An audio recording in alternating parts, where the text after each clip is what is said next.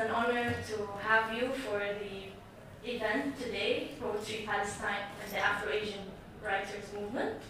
Today we will have an introduction by the PLSC Chair, Professor Rami, and the Vice President of the Palestinian Culture Club, Tariq Mehmood Ali. And then we will have a contextual lecture by Professor Tariq Mehmood Ali. And after that we will have two Arabic performances by two Palestinian students, Farah Badawiye and Shafiq Huwaidi. Farah Badawiye is a nursing student. She will perform I Will Carve My Soul into the Palm of My Hand, سأحمل روحي على راحتي for Abdurrahim Mahmoud. And Shafiq Huwaidi will perform Mahmoud Darwish's song and the Sultan. And after that we will have an English performance by Daniela Ayad and Yara of the poem of Fadlatu Khan's poem My Liberty in English. And we have a surprise for you at the end. Thank you. Please welcome to the stage Professor Rami and Janah Mali.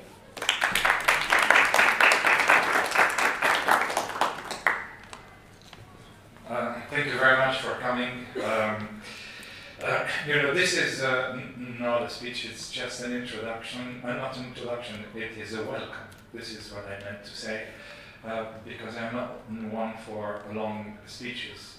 But I have a little story that relates to who we are and to the Palestine Land Studies Center, and to tell you a little bit more about it.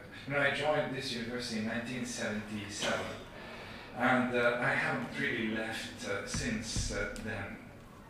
And when I came, the Lebanese war had started for a couple of years, and everyone was involved in one way or another along the Palestinian support lines. Our office was in West Hall basement.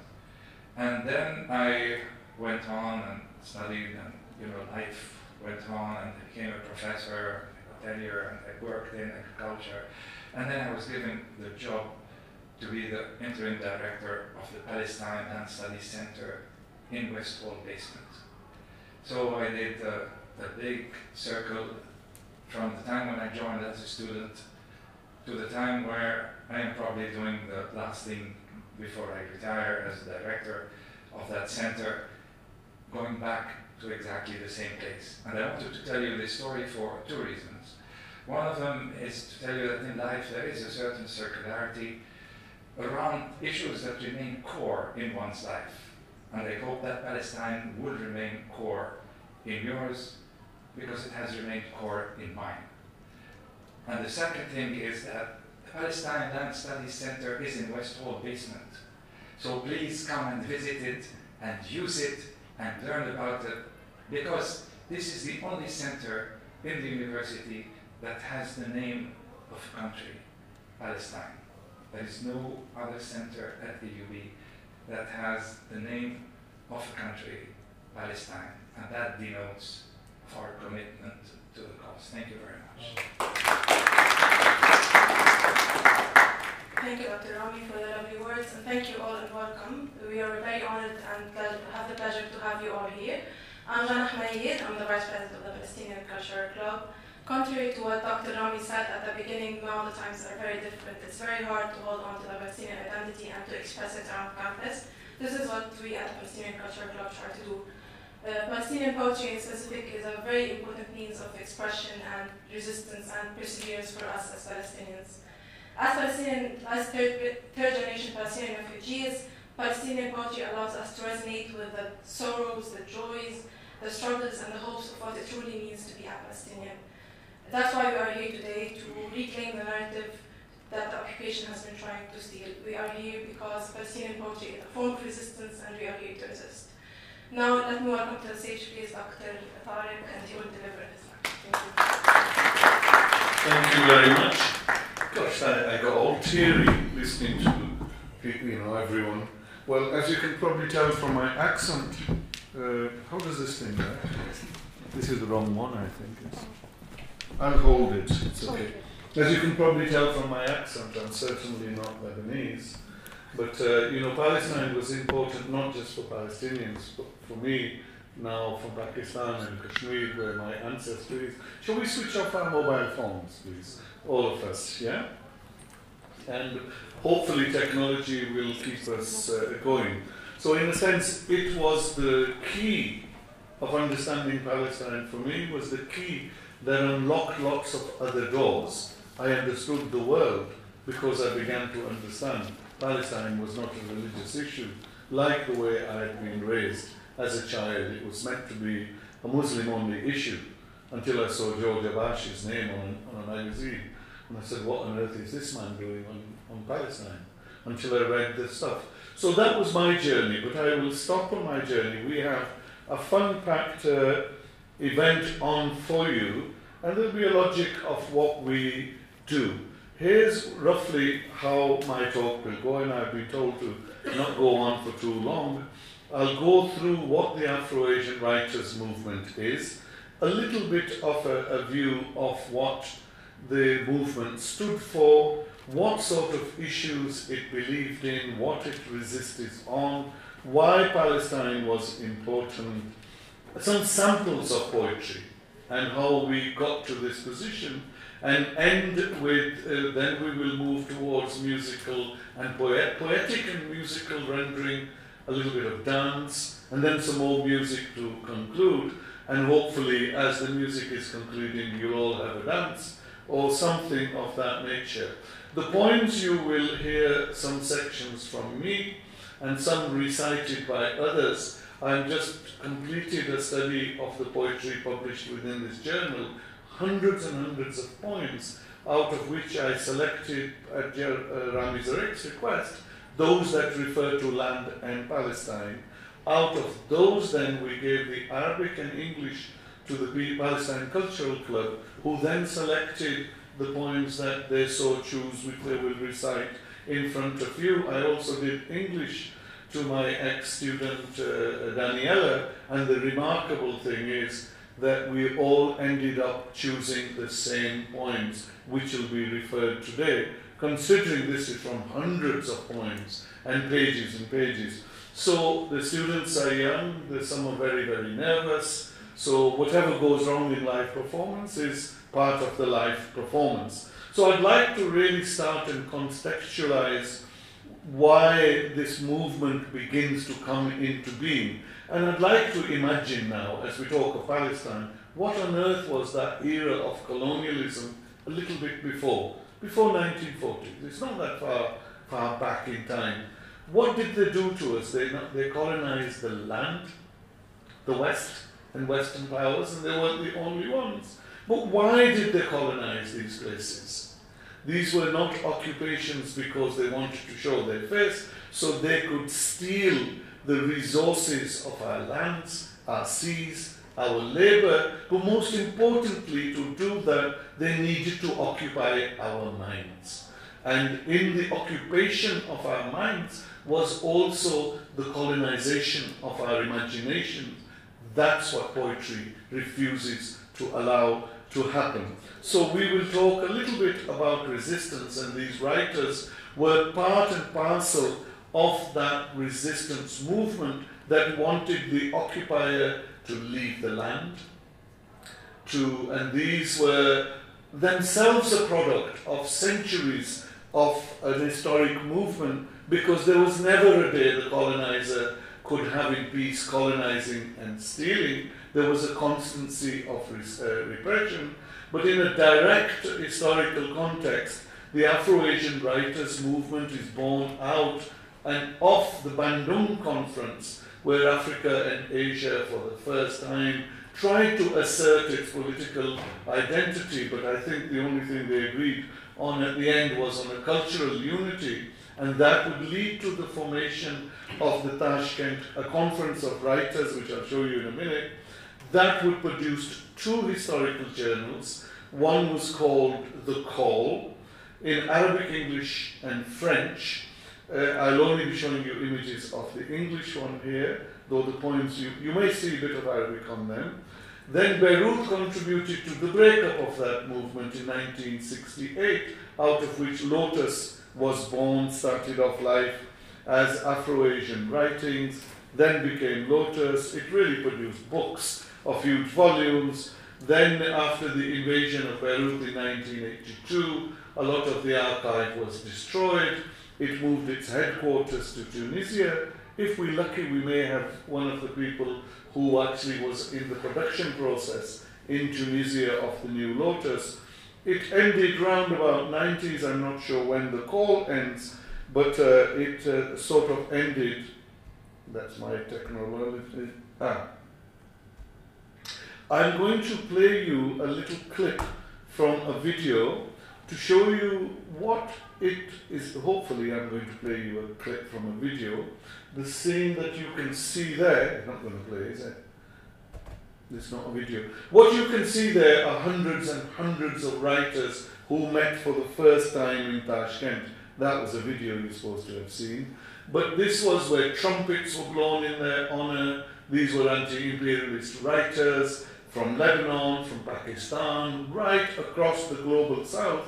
So the writers were in their hundreds and hundreds. For the first time they met across the global south, not speaking a common language other than the language of shared experience of exploitation, but most importantly the shared language of resistance. They wanted a better world, a fairer world where the land, the sea, the mind, the economies could be taken out. Who were the people who went from Lebanon? Sohail Idris went from Lebanon to this thing. Adonis was involved, Ghassan Kanafani wrote in these, Fatwa Khan, Moin Basisu, just to name some of these. Many of these writers, some of them in my opinion betrayed that very much for which they stood. Many of them went to jail whilst they were writers. Many of them became presidents of the countries that became independent. My calculation was about 4 or 5. Many were ministers, and some got assassinated either by the state or because they changed their position. Certainly the case with Yusuf al-Sabai on the very first thing. So we had the giants, what you take for granted as the giant filmmakers of the time, like Osman Sembene or Alex Laguman. When Alex Laguma's poetry published in Lotus is the one that then goes on to the Fog of Seasons End is one of his novels, which he takes out of the poems that are published. And in short, from the length and breadth of Africa and Asia, these writers wanted to talk to each other, and they published, as I said, in French, English, and Arabic. French and English to communicate with the masses of literate population, then Arabic because they believed that that would have been the non-colonial language to go through. The common issues that linked them all were anti-colonial wars, first of all. They were raging in some places, in Angola, in Mozambique, and many of them had just come out of these wars. Just come out meaning a few decades here and there. In historical context, it's not a lot in Vietnam, in Laos, and many things. But two of the ideological positions on which they were heavily united was on Zionism and apartheid, and Palestine was very central to those. Many of the anti-colonial struggles were won, so the direct colonial era was over in India, in Egypt, here in some extent, but whether indirect exists is not my subject of today. So, but Palestine remains one of the major pillars around which they united, which still remains occupied and resolved. So these writers had visions. This is an editorial. Unfortunately, I get dyslexic, so I can't read it out to you, but I'll tell you about it instead. If you can read on there, this could be written almost about today. The whole way imperialism is throwing division in terms of wars of that being imposed, in terms of poverty, our wealth, our resources being taken away. So one of the common denominators of the writers' movement was their hostility and irresolvable contradiction against the powers of imperialism. The very first journal that comes out is called The Call. When somebody says the Chinese are taking over Africa, Chinese fighters, money, and organizers were involved in numerous movements in those days because they believed in Mao Zedong's fundamental position that all power comes from the barrel of a gun. And you can see, perhaps a bit overplayed, the poster at the top became quite famous. In Zimbabwe, I remember I have it on my wall in Manchester, and the woman, she says, the quote was, "We are our own liberators," on the poster. It's a stunning poster. And as you can see here, these are just really small sample. These will be deposited within the AUB library, and but we're not going to release them yet until we can release them all together. So at the same time, whilst the call is coming out, there's a split in the movement because the people on the side of the pro-Chinese position believe there can be no peaceful coexistence with imperialism. That's fundamentally the reason for the split, but that was also there in 1958, according to British intelligence reports. So as you can see here, these are not angry covers. So the first cover, it starts off as Afro-Asian Writings. The split meeting took place in Jumblat's, I think, house in 1968, where the very first one it comes out. Afro-Asian Writing arrives for a little while, and it moves on then to Lotus, which becomes really an enormous influential journal. So all the people that you hear today, they were affected themselves by these writers. So it's not an exaggeration to say that the writers of the Afro-Asian movement affected people in their tens of millions, if not hundreds of millions. Even if they just affected those in India and Pakistan, that's a few 100 million just there. But really, they affected everyone on the global south. They were the straw that wouldn't bend. And as you can see, the call produces special, I'll leave you in a minute for the resolution.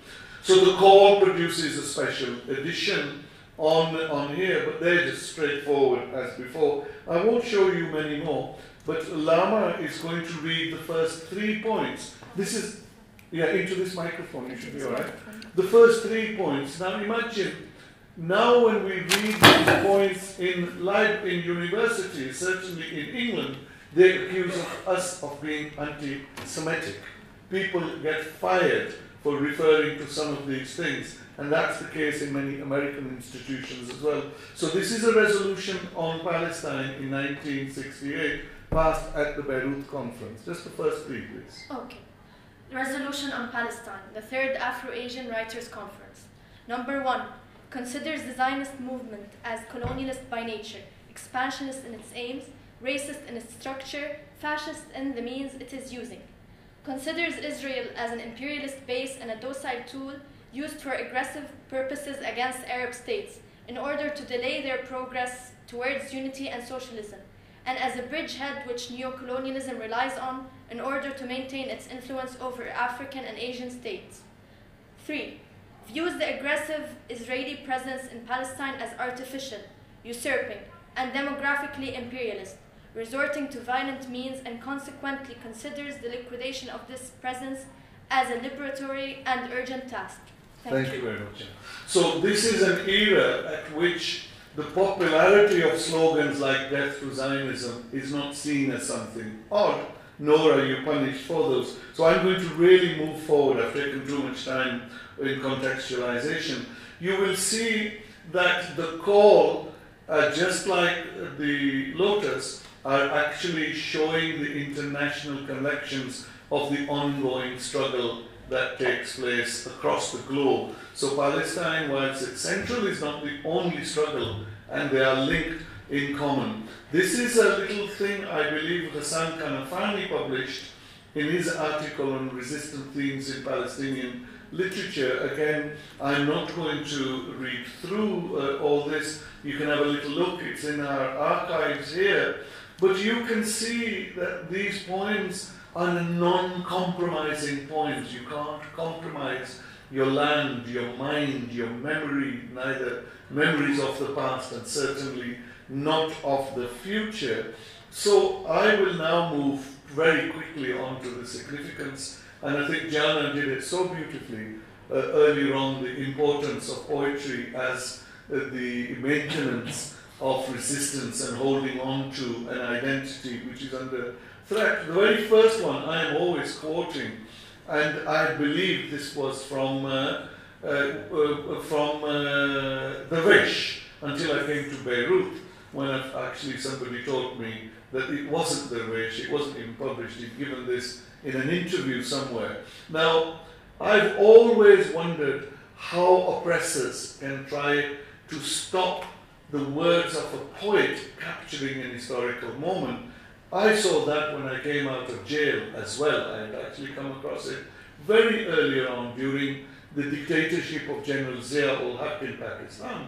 And I immediately thought, in Pakistani context, not really Palestinian. And that came to me much, much later. The poems that I hear, again, the humiliation of the poet was a constant form of a theme, and we won't give up.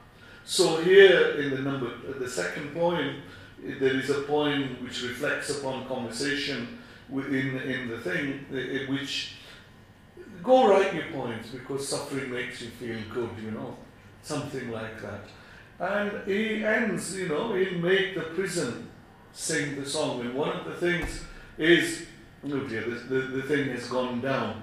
I am going to move even quicker now, and if you have a look at the poem number 3, that it's referring to the coming of children, of who and where did these bullets, where did this energy of resistance come to this land. I'm particularly taken by number 4. These are big points, incidentally. These are small little clippings from those points. And I hope I can read this. I was in Jaffa. Oh, I can't do it. Never mind, you can read it for me. But I particularly love the very last line, because words run in front of my eyes. I chose a murdered lock of hair. I burn and inhale the smoke. It's the murdered lock of hair that really hits me in here, because they won't stop murdering at all. And then Tawfiq's line, they're all almost the same point, actually, if we read them through, that bury then your dead, if tomorrow flies away, we will not let it flee. Tomorrow belongs to those who resist. It can't flee. And it's a wonderful summary. Enough has been said on the Darwish. I really don't have much to add to him, only that when Daniela sent me a couple of lines that you liked, and that line really stuck with me, the one I've highlighted, and I said, wow, we can sing. So I will now show you a couple of pages of how some of these journals were laid out. This is the journal Lotus, and spellings are always different, by the way. They sort of spell their names in many different ways. This is the song which, again, we've chosen before the stuff. This is how that particular, in English, has been laid out. And the Arabic would be the same. The poetry would be here, and you'd have some graphics. And this would be the first time in history Africans and Asians illustrated each other's poetry, translated each other's poetry, so it could be read from the tip of Africa to the tip of Asia, all the way down. Just so that we don't think it was just Lotus. And we can see here that Gaza was always present, you know, it's not something that just jumps up, that they were perhaps too much on the call. And of course, I'm going to move now on to Fatwa Tukan, who is, just one more, Fatwa Tukan. That's how the Arabic and English poems which have been selected for today were shown. And what we will do, you remember you heard the song right at the very beginning? Aren't we honored we've got the singer sitting right there in the middle? So we will conclude on that. That will be our last song from Ashraf. But what I'd like you to know is that 36 million people viewed that song, and it was heavily criticized in Zionist media. And this is, so Ashraf, if you can wave your hand for our records, and thank you very much. We will end with you, hopefully with the same song, and if he gives us another one with the wish, that's a pleasure. Now, thank you for putting up with me. I hope I didn't take too long, and I'll pass the baton on to you now, and you can organize everything else. So if we go back with the camera now, yeah? والآن رحبوا معنا بالطالبة فرح بدوية اللي حتلقي أبيات من سأحمل روحي على راحتي للشاعر عبد الرحيم محمود. تفضل. So actually this poem was written in 1948 for Abdul-Rahim Mahmoud. It actually catch my feeling and connected me to my homeland Palestine and to the martyr who was fighting for our return to my homeland Palestine.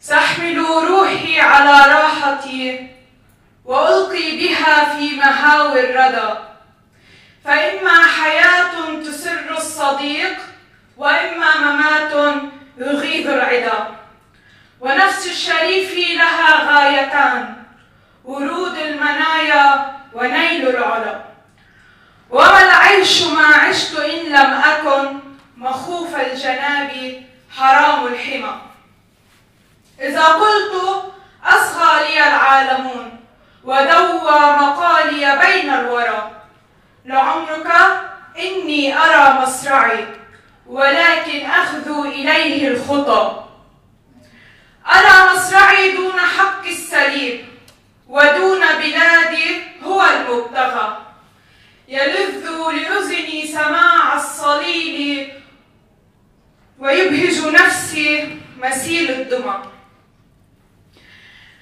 وجسم تجدل في الصحصحان تناوشه جارحات الفلا فمنه نصيبا لأسد السماء ومنه نصيبا لأسد الشرى كسى دمه الأرض بالأرجوان وأثقل بالعطر ريح الفلا وعفر منه بهي الجبين ولكن عفارا يزيد البهى وبان على شفتيه ابتسامة معانيه هذ بهذا الدنا ونام ليحلم حلم الخلود ويهنأ فيه بأحلى الرؤى لعمرك هذا ممات الرجال ومن رام موتا شريفا فذا فكيف اصطباري لقيد الحقود وكيف اصطباري لصوم الأسى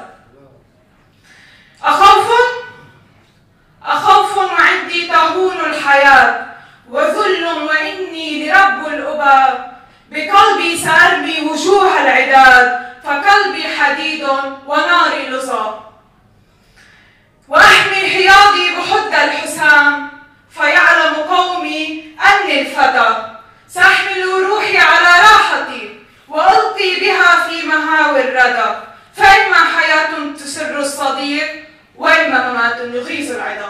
شكرا.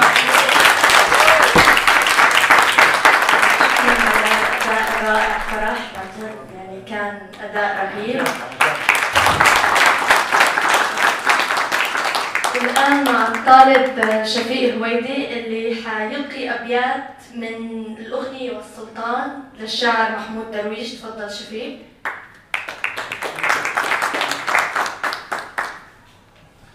يسعد مساكم. مثل ما حكيت لكم الأغنية والسلطان للشاعر محمود درويش، هذا الشاعر اللي أغنى التراث الفلسطيني، التراث الفني، بيحكي عن الأغنية والشعر كيف بيحارب هذا الاحتلال وكيف بيقمع السلطان وبيخلي السلطان يحارب، كيف هذا الشعر وهذا الفن هو اللي عم بيحارب على الثورة وعم يدعي عليها. فبيقول لك: لم تكن سوى وصف لميلاد المطر ومناديل من البرق الذي يشعل أسرار الشجر، فلماذا قاوموها حين قالت إن شيئا غير هذا الماء يجري في النهر وحصل والي تماثيل وأشياء أخرى. ولماذا عذبوها؟ ولماذا عذبوها حين قالت إن في الغابة أسرارا وسكينا على صدر القمر ودم البلبل مهدور فوق ذاك الحجر؟ ولماذا قاوموها؟ ولماذا عذبوها حين قالت وطني حبل عرق وعلى قطرة الميدان إنسان يموت وظلام يحترق؟ غضب السلطان، والسلطان مخلوق خيالي. قال إن العيب في المرآة فليخلد إلي الصمت مغنيكم، وعرش سوف يمتد من النيل إلى نهر الفرات.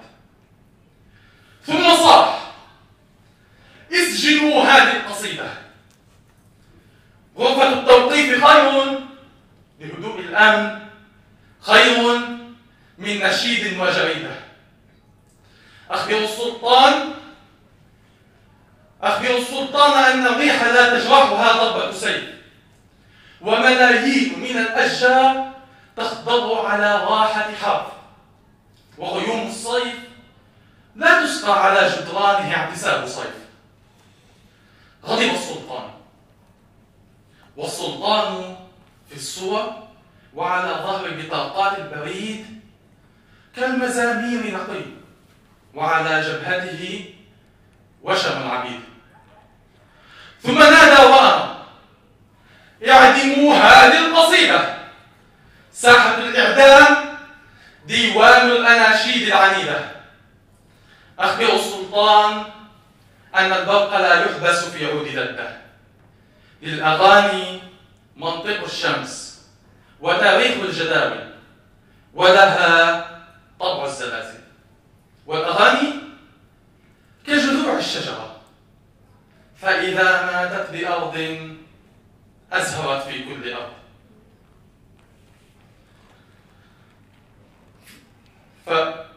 والأغاني كجذوع الشجرة، فإذا ماتت بأرض أزهرت في كل أرض. كانت الأغنية الزرقاء. فكر، حاول السلطان أن يطمسها، فقدت ميلاد جمرة. كانت الأغنية الحمراء جمرة، حاول السلطان أن يحبسها. كان صوت الدم مغموسا بلون عاصفة، وحصى الميدان أقواه جروح راعفة، وأنا أضحك مفتونا بميلاد الرياح. عندما قاومني السلطان أمسكت بمفتاح الصباح وتلمست طريقي بقناديل الجراح. كم كنت مصيبا عندما كرست قلبي لنداء العاصفة، فلتهب العاصفة ولتهب العاصفة. شكرا لكم.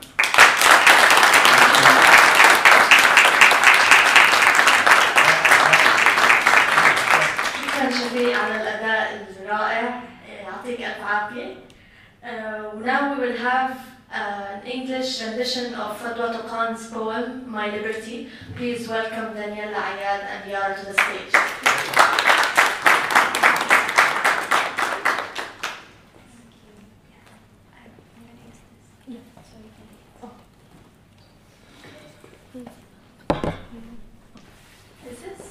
Is it on? Yeah.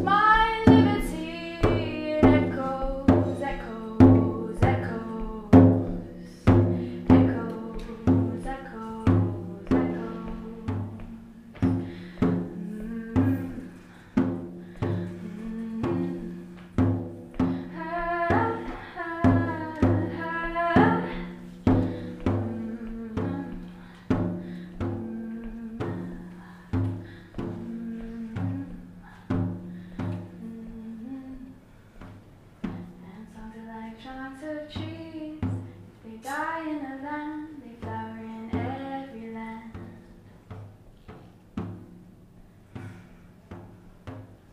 And songs are like trunks of trees. If they die in a land, they flower in every land.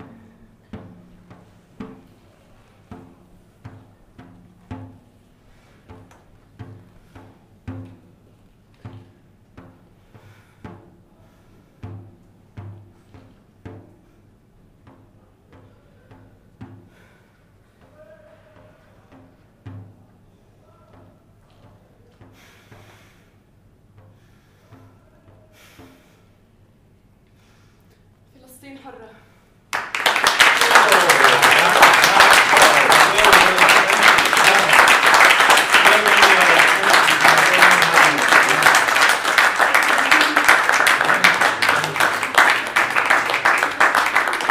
That was a mesmerizing performance. Thank you, Daniela. Thank you, Yara. وأز يارا said, فلسطين حرة من النهر إلى البحر.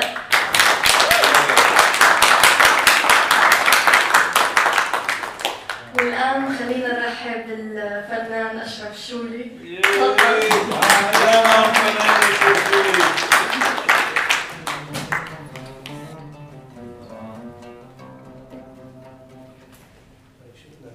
اوكي انا طلبوا مني اغني لشيء لمحمود درويش، بس للاسف محمود درويش كل اغانيه محتكرهم مرسال خليفه. مرسال خليفه اللي كرم من السفاره الفرنسيه اللي حابسه جورج عبد الله. فلهيك من وقتها ما عادش عم بغني له للزلمه، انه يعني حسيت في كسر بالمبادئ من طرفه. فكيف ابن بلدك اللي محبوس عند الفرنسيين بسبب فلسطين واللي انت بتغني لها فبتروح تتكرم من سفاره حابسه ابن بلدك. فلهيك مش حغني له لمحمود درويش، بعتذر. بس فينا نغني الاغاني الفلسطينيه اللي معروفين.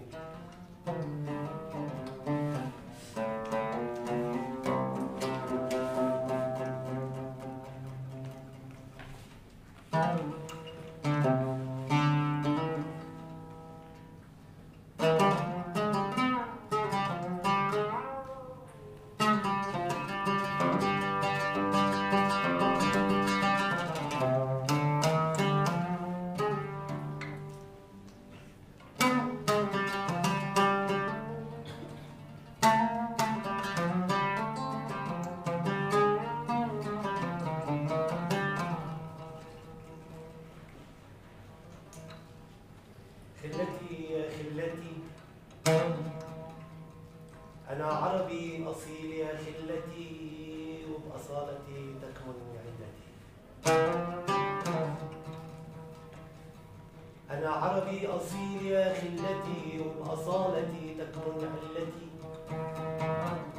أنا كيف أقبل الضيم بأرضي، أنا كيف أقبل الضيم بعرضي، أنا كيف أقبل الضيم بملتي يا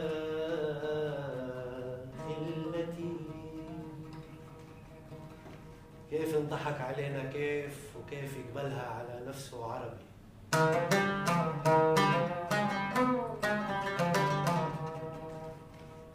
كيف انضحك علينا كيف، وكيف يقبلها على نفسه عربي. حنا النشامى رجال السيف، حنا النشامى من سلالتنا يا خلتي. أنا كيف أقول يا ناقتي نخي وطول عمرك جبل المحال. أنا كيف أقول يا ناقتي نخي وطول عمرك جبل المحال. حيف على لحانا حيف، حيف على لحانا حيف يحلقها الموس الأجنبي يا خلتي. أنا كنت أرعى الغنم في البراري وأسمع أخباركم من راديو ترانزستور. أنا كنت أرعى الغنم في البراري وأسمع أخباركم من راديو ترانزستور. سمعت نغمة أزعجت مخي، قلت روح واسأل واستخبر. قالوا لي هذا تكتيك يا جاهل، انشد ونشد ونرخ ونرخي انشد ونشد ونرخ ونرخي لازم تكون تكتك شيء بالتكتيك يمتكتك بتكتك كل المسائل وهيك انشهرنا بالمحافل كل شيء عرفته فيك يا عربي إلا التكتيك كل شيء عرفته فيك يا عربي إلا التكتيك يا معود يا معود إلا يا معود يا معود إلا يا معود إلا تكتيك تكتيك تكتيك رايح أرعى غنماتي يمكن أستوعب أكثر لأجل أسلم بعقلاتي رح أبيع الترانزستور رايح أرعى غنماتي يمكن أستوعب أكثر لأجل أسلم بعقلاتي رح أبيع الترانزستور يا عالم أريد أخلص واشتري بحق وشداد وراديو بالسلم بيرقص وبالحرب بيقرأ قرآن يا معود يا معود إلا يا معود يا معود إلا يا معود إلا تكتك تكتك تكتك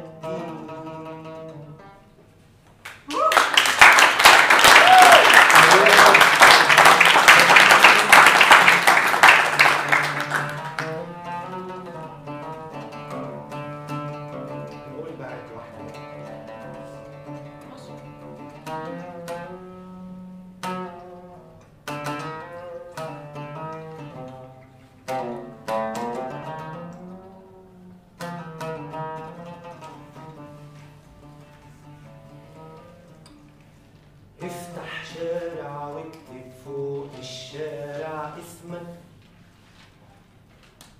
ارسم صورة أحلى بلاد وارسم إمك افتح شارع واكتب فوق الشارع اسمك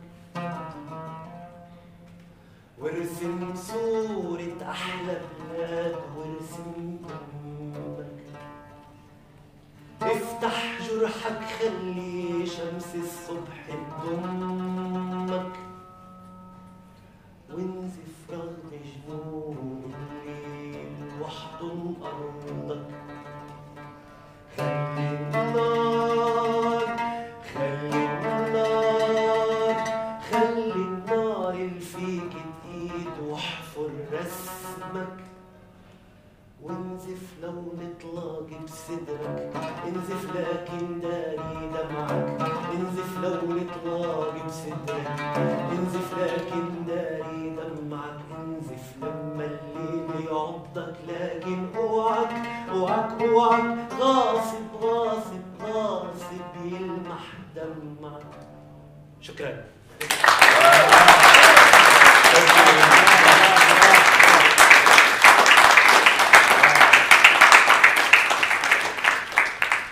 Ravi, do you want to close the proceedings? Sure.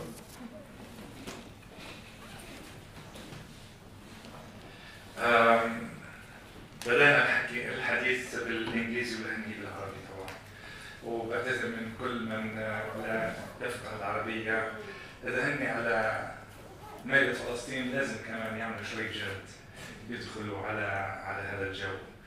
I'm saying that you should actually make more effort to learn Arabic. This is about you. If you're really truly on the Palestine side, you know, that's with that. I can swear. Swear at them. Yes. فأول شيء بدي أتشكر طبعا الجميع وطبعا قلبي عم يخفق وما عادش عارف إذا أنا مدير المركز أستاذ بالجامعة ولا عدت 45 سنة للخلف وعدت طالب بين الطلاب لأنه كل شيء عملناه اليوم أول شيء بيجمعنا كلنا بسن واحد وبمهمة واحدة وبحياة واحدة وبيردنا بس كمان بيفرجينا انه لساتنا يعني بال 45 سنه لساتنا عندنا نفس الحديث ونفس نفس الهموم وهذا شيء بنفس الوقت بيفرح وبنفس الوقت كمان بيحزن. فيعني وهذه حياتنا حول القضيه الفلسطينيه هي بنفس الوقت فرح وحزن كل الوقت. بدي اطلب من الجميع ما يستخف بقضية الكتابة وخاصة قضية الشعر وقضية الشعر المغنى كما رأيناه اليوم. هذا موضوع جدا أساسي. نحن نعم نتكلم هون عن انتقال من نوع من المقاومة إلى نوع آخر. نحن عم نتكلم هون عن دعم طريقة للمقاومة فهمتوها وعرض علينا اليوم طارق صور عنها، بمقاومة أخرى اللي هي المقاومة بالكتابة والكلام إلى آخره. بذكركم إنه هذا يعني الشعر الذي يدعم فلسطين قديم جدا. يعني مثلا ما بعرف منكم مين بيتذكر إنه سيدة أم كلثوم لها أغنية من تلحين محمد عبد الوهاب، يعني عم تحكي عن ناس يعني لحنوا ومن بقلم نزار قباني، وتقول بها أصبح عندي الآن بندقية إلى فلسطين خذوني معكم. هذه الرسالة، وشكرا لكم وشكرا لحضوركم.